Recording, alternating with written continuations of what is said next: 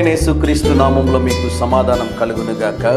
Shalom. ఈ ఉదయకాల సమయం కొరకు రోమీలకు రాసిన పత్రిక 2వ అధ్యాయము 11వ వచనము. దేవునికి పక్షపాతము లేదు. దేవుని నామానికి స్తోత్రం కలుగునుగాక. ఈ ప్రపంచంలో భారతదేశంలో ఉన్నంత పక్షపాతము మరి ఏ దేశంలో లేదని దేవుని సేవకుడిగా తెలియజేస్తున్నానండి.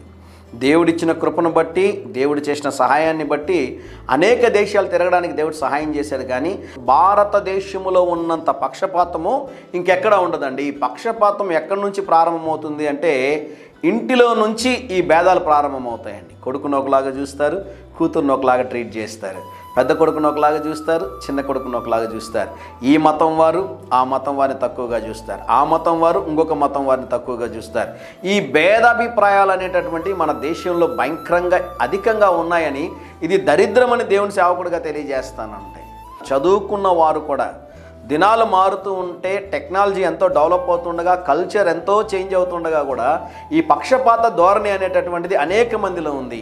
ఈ ఉదయకాల సమయంలో దేవుని సేవకుడిగా ఒక మాట చెప్తున్నాను. మీలో అనేక మంది అనుకుంటూ ఉంటారు, వారిని దేవుడు ఆశీర్వదించాడు, నన్ను ఎందుకు ఇలా ఉంచాడు, దేవుడు కూడా నాకు సహాయం చేయడం లేదే, దేవుడు కూడా నా పక్షంగా లేడే, దేవుడు కూడా పక్షపాతం వహిస్తున్నాడని మీరు అనుకుంటూ ఉంటే, ఈ ఉదయకాల సమయంలో మరొక్క మాట చెప్తున్నాను.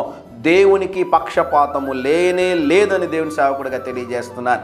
దేవుడు మిమ్మును ఆశీర్వదించబోతూ ఉన్నాడు, దేవుడు మిమ్మును లేవనెత్తబోతూ ఉన్నాడు, దేవుడు మిమ్మల్ని ఉన్నతమైనటువంటి స్థితిలో ఉంచబోతూ ఉన్నాడు.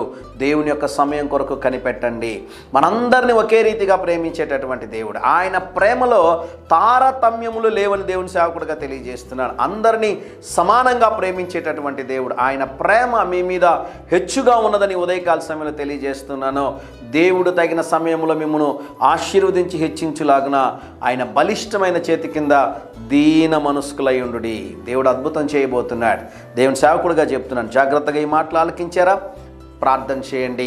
దేవుని సన్నిధిలో మీ సమస్యను ఉంచండి. ప్రభు ఒక అద్భుత కార్యం జరిగించునుగాక.